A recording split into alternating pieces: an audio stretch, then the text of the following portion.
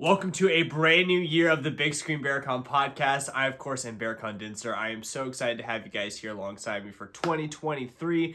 This year, there's going to be a ton of exciting events, interviews taking place, so be sure you guys hit the download button, subscribe. I'm incredibly excited for today's episode to kick off 2023. I sat down with Jesse Lynn Harte, who plays Margot on the national tour of Legally Blonde, which, spoiler alert, I love the Legally Blonde musical, and I'm so excited to check it out for myself in person when it comes to my hometown. Also, this year, I've been really looking forward to talking to more creators. I'm super excited to have the chance to have sat down with Lex Reviews. You can check out Lex's content on TikTok, YouTube, Instagram, Twitter. He is a great guy and probably one of the biggest, most genuine Snyder Cut fans you'll meet.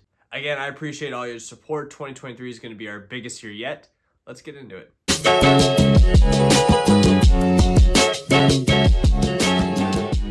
I am here with Jesse Lynn Harte, who plays Margot in the national tour of Legally Blonde. That is just so exciting. I have to tell you, Legally Blonde is my all-time guilty pleasure show. It really shouldn't be a guilty pleasure show, but that is the show that I've always go back to. I've seen that bootleg of the original cast 1,000 times. The MTV? Yep, the MTV. They showed it to us in theater in high school, and I never looked back since. It's iconic. Iconic, absolutely. How does it feel to be in such a iconic show? I mean, the movie was incredible, but I personally feel like the musical is even better. I mean, I love me some Reese Witherspoon, Jennifer Coolidge. I'm an Emerson alum like her, but the musical is just a lifelong dream of mine. If you would ask me when that MTV Pro Shot came out, what my dream job was, I would have said I want to be in the Legally Blonde national tour. I want to be on a tour and I want to be in Legally Blonde. So it's truly insane to be able to be like, oh, I'm living my dream. It's crazy. But yeah, the musical is so fun. Everyone loves it. If you love musical theater, you love Legally Blonde. It's perfect. Yeah, absolutely. And my wife doesn't understand because she's never seen a professional performance of Legally Blonde before. I mean, she loved it when she saw her sister, who, like I told you before this interview started, my sister-in-law actually played Margot, and she had the time for her life, so I can only imagine how much fun you're having. But she doesn't believe me when I tell her, seeing it professionally done at AT&T Performing Arts Center is going to be unlike anything you've seen before. Oh, it really is, especially because our version of the show is so different from anything that I've seen before. And I've done Legally Blonde before. I've seen so many Legally Blondes. And this one is just in so many ways, it's so different. The cast brings something a little special and different. And we're doing it in a different time period. We're doing it in present day. So that adds a little extra spice to it too. So I think it's a whole new take on it too. That's Yeah. so cool. I didn't know you guys were doing your own little take. Putting in present day is such a genius subtle move because I feel like it can easily translate into present day. So that's really awesome. Is there a kind of a relevant message that you want audience members to get out of y'all's performance?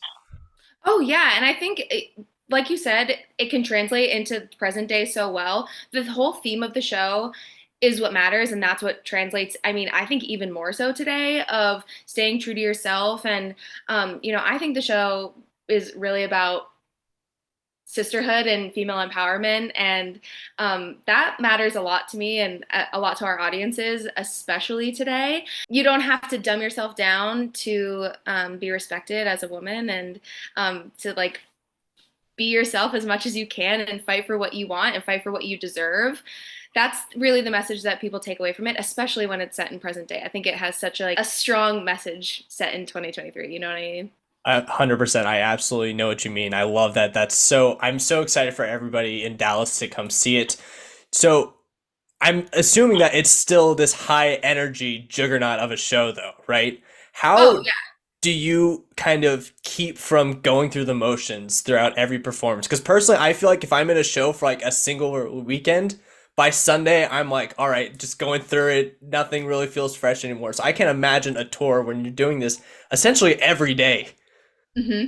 Yeah, this is actually my favorite question because I don't know about you, when I go see a show, I love, and I teach some kids too. I love working with the youth. And anytime I teach kids, I tell them, if you've ever seen a show, I guarantee you, you walk away from that show and you're like, ah, that girl who made that cross across the stage with the basket, I saw her in the next scene, and then I saw her in the next scene. Did you see her in that dress? And you find your ensemble member and you find your person on the stage that you love to watch. Those people on the stage that you love to watch, they're making different choices every single night and they're keeping it fresh for you. And that's why you're drawn to them and you love them. And as someone who is kind of in the ensemble, in a more ensemble track in the show, every single night is different. Every night is different. And if you love musical theater, you'll be in the audience and I bet you'll be able to like pick out people on stage that have their own little bits or have their little side plots that they have going on. Everyone in the show has something different every night that keeps it a little bit spicy. I can give you one example. Oh, Um, go for it. it'll give it away because you know.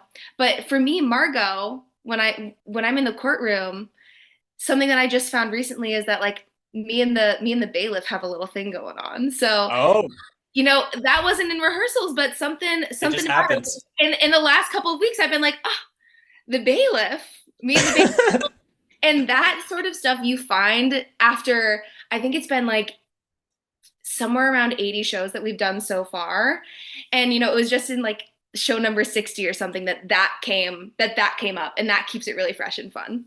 That is so I love that so much. And I've always like the ensemble is always one of my favorite parts when coming to see like a new show. I love seeing the different choices everybody makes. When I was in high school, I had an old theater director who told me or told our class basically. It was a really like inspiring thing to hear, especially at such a young age when people have this misconception that being in the ensemble is a bad thing. Mhm. He told me that in a one act, like we have UIL one acts in Texas, and he told us the story about this girl who the only thing she did was she was in the background. At the very start of the show, she went and she laid on a bench and she laid there the entirety of the show. And at the end, she gets up and she walks away. She won Best Actress at that Stop. competition. And I like that stuck with me for I still think about that before I do any type of role or I see a show, I will always think about that. Yes. Oh, I did. That's a really good story. I see. I'm gonna take that and I'm gonna Go tell. for it. It's yours. Take it. Spread the wisdom. Yeah, but I teach the youths. I love it. Exactly. Yeah, Yeah. my pet peeve is when people say like, "Oh, I'm just in the ensemble." The ensemble makes the show. If it, Exactly. But on the flip side of things, I know that you also understudy for L at sometimes, right? How yeah. is that? How's that flip of the switch like when all of a sudden you wake up and you're Elle Woods? Well, I actually haven't gone on yet, but um, so that's a little interesting. But we do have some understudies going on today for the very first time, so I can give you a little insight into what that's like. Yeah, Um, definitely. and I understudy quite a bit in my career. That's what I make my career on, and it's what I love to do. That's another thing that keeps it really fresh and interesting is like your question before, that every day I'm like, you know, backstage switching on into Elle's lines just to make sure that I still have them or watching what she's doing. And every day I wake up and I'm like, is today the day? So every day I'm on the edge of my seat a little bit. But for example, today we have some understudies going on for their tracks and they've never done it before. So downstairs in a hotel conference room, we're going to have a put in and they're going to do the tracks and run through some numbers for the very first time in a hotel conference room before going to the theater in Macon, Georgia and making their debuts as principals on the national tour tonight. So it's really crazy. It's always like, you never know what's going to happen. And that's it keeps it really exciting. But for understudying L specifically, there's no there's no role like it. I mean, it is just such a beast of a Hmm. role. It's probably the biggest role that I have understudied as well. She never leaves the stage, truly never. And she has so many outfits, so many props, and our L Hannah Bonnet is just, I mean, there's no comparison. Um, and she's been so generous with her time and her gifts and helping me with everything. We're so lucky to have principals in the show that are just like so communicative and wanting everyone to succeed. So it's really exciting. It's always amazing. That's really cool. And I have a tremendous amount of respect for just the ability to, like I said, flip on switch, just keeping yourself like mentally prepared to do this on any given day without really any notice. I think that is incredible and probably one of the most impressive things you can do in theater. So great job to you for staying prepared. And I know when the moment does come for you, you're going to kill it. So Thanks. I hope so. I'm sure. Yeah. It would not be my first time going on for a lead at places, and I'm sure it will not be the last. So, that's just the name of the game. just to get to know you a little bit more, what kind of started your love for theater, I guess, or performing in general, whether it's theater, film, anything? Yeah, if you ask my parents, they'll say that I came out of the womb with this personality and this like desire to perform. My mom says that when I came home from the hospital, my eyes were open and like I can't, I don't know if you can tell, I got some pretty big eyeballs, but they were like wide open, and I was trying to lift up my head, like I was trying to be like, oh, who's looking at me? But I started in dance when I was really little, because my older sister did dance, and I couldn't let her have anything of her own. Uh, so I just stormed into that dance class, and then right after then, people in town put me into theater. But I was really lucky that my parents were really supportive because they are not in the arts at all. My siblings aren't in the arts, but they are incredible in their own ways. My sister is so smart, and my brother can just do anything he ever wants to put his mind to. But my parents really leaned in for me and just allowed me to blossom, and they've been supportive every step of the way. But yeah, I did my first musical when I was like 5 years old, and that was it for me. Ever since then, there was nothing else I ever wanted to do. That's so so cool. Well, I cannot wait to see you in your element at the AT&T Performing Arts Center in Dallas, Texas next week for Legally Blonde. Again, I am so excited. It's my first chance to see the show professionally done legally, not a bootleg on YouTube. So I'm Legally. very very excited. Exactly. You saw what I did there. Totally unintentional, but I'll take the pun. All right. Well, thank you so much for your time. I truly, truly, really, really appreciate it. And it was such a pleasure to meet you. And I think I got this nailed down correctly, right? Did I do Nothing it? new. Nothing new. I'm going to And be then you doing gotta this go in my snap. the snaps. Exactly. I'm going to be doing that in my seat the entire time. Thank you so much. Thank you. All right, everybody. I have Lex Coffins, A.K.A. Lex Reviews with me. How's it going, my man? It's going good, man. Going good. How are you? I am great, but I do have to say I did think about canceling this interview when I remember that you were a Bucks fan, and the Cowboys play Ah, the man. Buccaneers on Monday, and I don't know if I'll be able to look at you the same if we lose. Dude, I gotta say the same thing, bro. The Bucks, they got a tough one ahead. It's been a tough season. I'm surprised they're even in the playoffs. Cowboys fans can, you know, talk about this all day long, having a bad division and sneaking your way into the playoffs. So I Mm-hmm. definitely understand how you felt this year. But I also, with the way the Cowboys have been playing, I don't think I can put it past us to really blow Monday. So we'll Uh-huh. see. We will see. Well, my guy, we definitely have to get into the DC universe and everything that's been going on. But before we do that, I want everyone to get the chance to get to know you a little bit better. So, what inspired you to really become a content creator and really dive into this world of talking about movies and sharing your passion? Well, I honestly never really thought about it before. Of course, like I had seen so many guys on YouTube. My favorite guy is probably like Star Wars Theory. I never miss a video. But what really made me, I was overwhelmed with words and passion when I first watched the Snyder Cut. And the Mm. day that came out, I watched it, and I just couldn't. There wasn't someone that I could like talk about with like this stuff with that wasn't like as passionate as me. You know what I mean? So Yeah, I was definitely. like, I need to get my words out there. I need to say something about this film because I just felt that passionate about it, and here we are, man. I didn't think it I was going to be like this. I love that, man. I'm proud of you. I'm glad to see how much you've grown. I mean, I've followed you since, gosh, I don't know how long. But I can also tell you that I personally ditched school to watch the Snyder Cut. I felt like you'd be proud of that. Oh, bro, I'm super proud of it, man. I'm super Yeah. proud of The it. moment it dropped, I said 4 hours. Well, guess I'm not going to finance today. Bro, good, good, good. I know a lot of people that didn't watch it at first because they were like, "Oh, that's a long movie," but Plus, it's I'm glad you formatted immediately differently, knew. you know? Oh yeah, I Yeah, mean, it took me a second to get used to it, but he does do a great job of telling the story that needs to be told and really not leaving anything out that you're kind of just captivated. And the yeah, you're formatting swept just away doesn't almost matter. immediately. Yeah, Exactly. It just doesn't matter. the format almost helps because of the way the movie's like structured. It's like made Hmm. for IMAX, so that seeing more of the screen was great.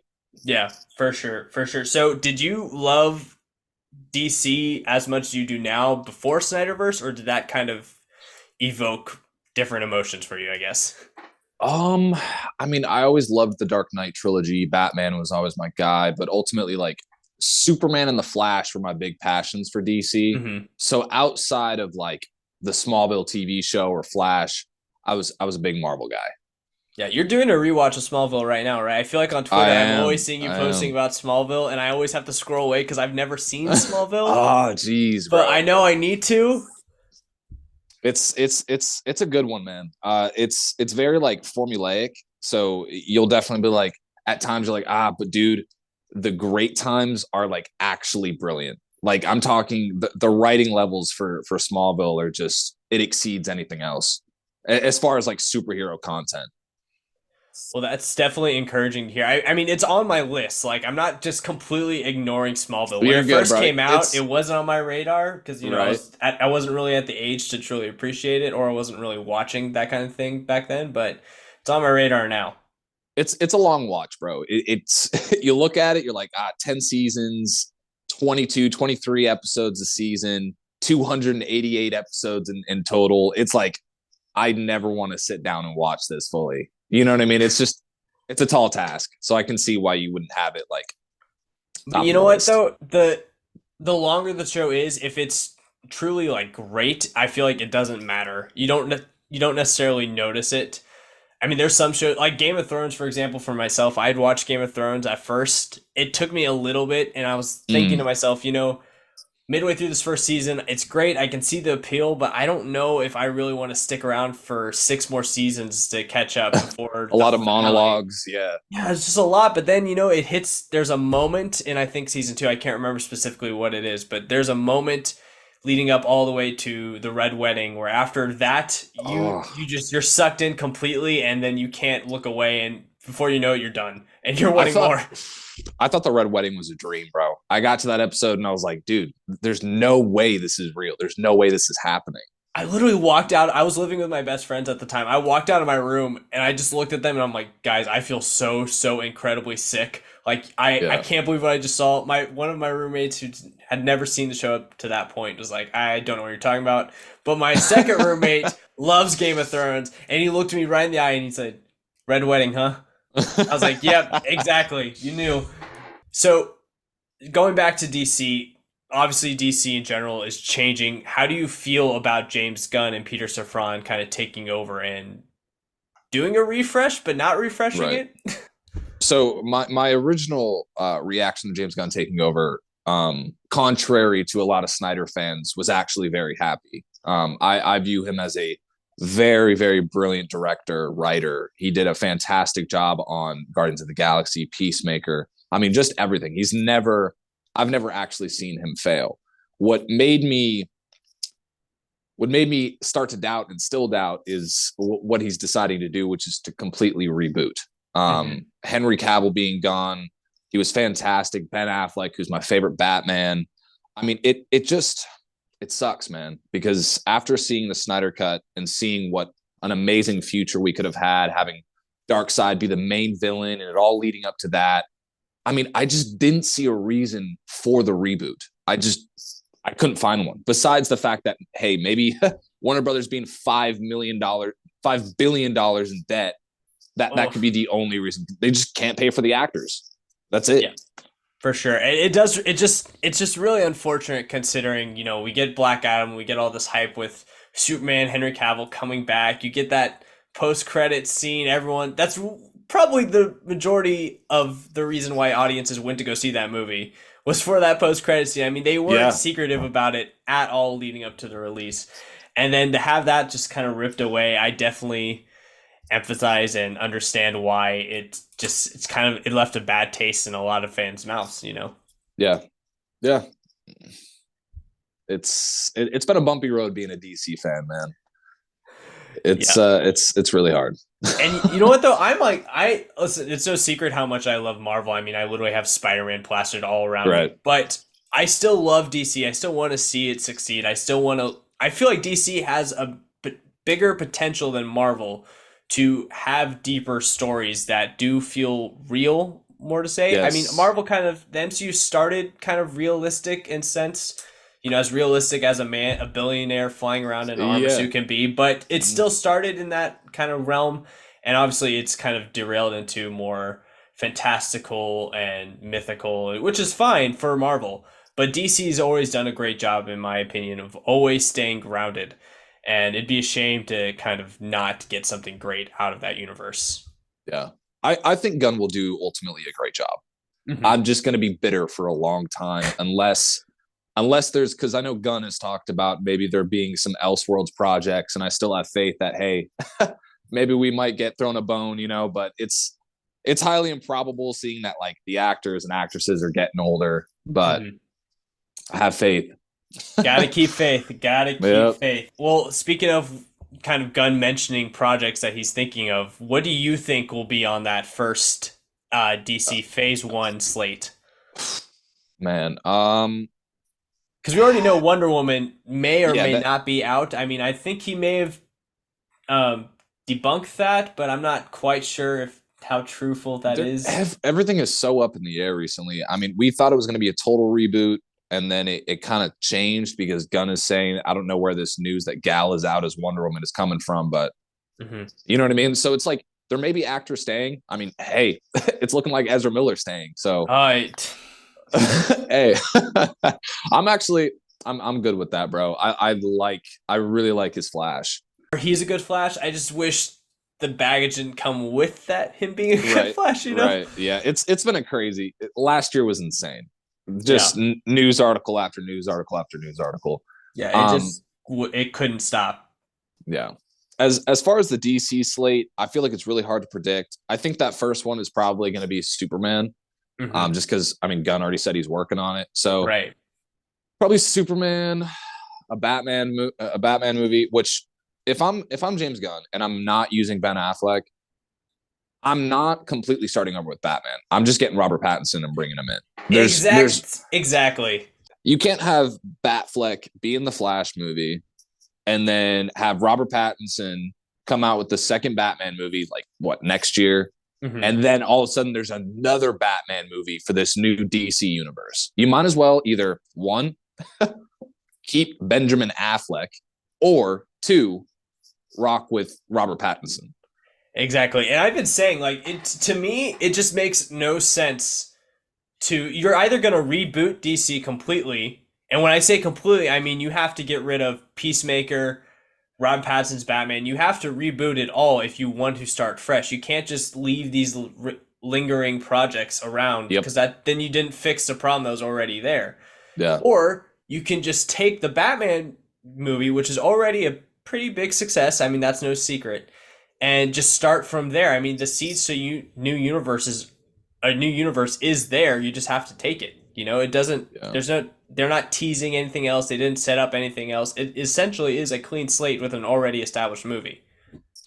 In a perfect world, we would have gotten the end of the DCEU, had it kind of wrap itself up in a couple of movies, and then have there be some big crisis event that causes the entire thing to reboot, and then Gunn's universe can start.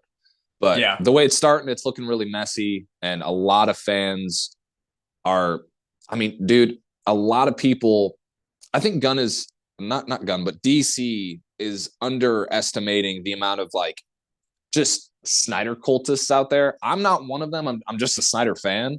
And there's a big portion of DC fans that are like huge Snyder fans that just refuse to go to these movies in the theater, and they're losing out on hundreds of millions of dollars. Yeah. You know what I mean? And I mean, it's petty. It's petty for them. But I mean, these fans would have been completely fine if you just finished off their universe and then went into a new one. They would support both. They'd get money from both. So, yeah, I definitely agree with that. And we don't know what's going to happen with the Flash movie. Right. Although correct me if I'm wrong, does Flash come out before Aquaman? As of right now, it does, and I think it's going to stay that way because the trailer is dropping in February, and we Yeah. haven't gotten an Aquaman trailer. Yeah, see, And that's where I kind of feel like there might be a little bit of a miss because I think there is a potential to at least try to wrap up the DC EU with the Flash. I mean, it's yeah, obviously with all these characters coming, potentially coming, all these universes colliding in a way, maybe, who knows? It could be a way to kind of reboot a new movie, but now we're going to watch it, potentially have that ending, and then go right into Aquaman. yeah, that it's weird, bro. Because I mean, it like the Flash movie is that perfect like Flashpoint setup, so Mhm. you can have all this happen in the Flash movie. We see all these amazing characters like Henry Cavill, Gal Gadot, all back in these roles one last time, and then Barry reboots the entire universe. So Do you think there's a possibility of maybe seeing Christian Bale's Batman once again in The Flash as like a I brief cameo, not like a so role or anything like that? so from a I don't think so. Just because if you look at everything Christian Bale's been in Hmm. recently, for the past couple of years, and kind of looked at the time frame, like shooting wise, the dude always has a beard. He's Yeah. never. It's not. I don't think like I just don't think he would do it. It would have to be something big that causes him to come out. Like I think if they had worked themselves up to a Crisis on Infinite Earths movie, I think they would do whatever it takes to bring him out. Well, I don't think we can rule out Warner Bros. Digitally removing facial hair. I mean, they've done it before, so anything's possible. Yeah, that's true. That's true. It didn't work out so well, No, well, but we hope that Warner Bros. Learns their lesson. Although sometimes they continue to prove that they don't. We'll see.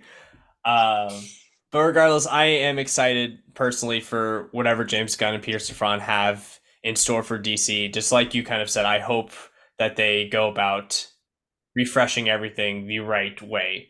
It's yeah, either 100% in or nothing at all. You can't, half and half it it. So, it can't be half and half. It has to be a full refresh for people to fully let go of what was before. exactly, exactly. I'm just wondering, what is your most like anticipated movie going into this year? My most anticipated movie. Okay, I think 2023 has the potential to be one of the greatest box office years of all time, but I can't. So there's a lot that I could say is my most anticipated movie with Flash, with Indiana Jones, Oh yeah. but I cannot deny that I'm a huge Spider-Man fan. So Across the Ah, Spider-Verse, it feels like a cliche answer to be so excited for Across the yeah. Spider-Verse, but I mean, how can I not be? It's my favorite character. I loved what they did with the first one. It's one of the greatest comic book movies of all time. I'm excited to see how they followed up. I've always said too that if you're in a basketball court, you make your shot, you get your change. So this is the change. We're gonna see if Across the Spider-Verse can hit two in a row. I think it's going to. I think it's going to be great. Um, I loved the first one, not as much as a lot of other people, but I definitely loved it. Hmm. I'm still a much bigger fan of like the more live action portrayals. But yeah, I think my most anticipated movie going into this year is The Flash, just because of just from besides if you leave out all the DC drama, a Flashpoint story, the Flash being my favorite hero, um, it's going to be one hell of a ride. Yeah, it's gonna, like I said, it's gonna be a great year for movies. I cannot wait. Lex, thank you so much for Of hopping on course, with me, talking with me. I've always appreciated it. I loved your content, so it's great to be able thank to you, man. collab in this way. Be sure to check out Lex Reviews on all social media platforms: TikTok, Twitter, Instagram, YouTube. Thank you guys so much for listening. I'll see you guys next time.